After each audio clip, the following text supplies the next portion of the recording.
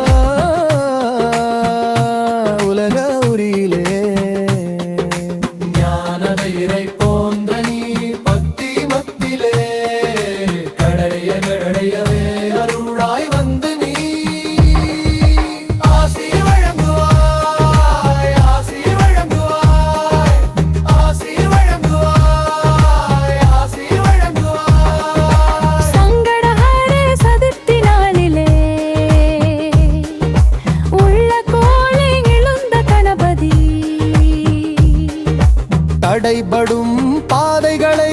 உடைத்து நீ வர திடம் கொள் மனதிற்கு துணையாகி நிற்க விதியென வந்த வினகை கலைக்க வெற்றியின் வாசல் திறந்த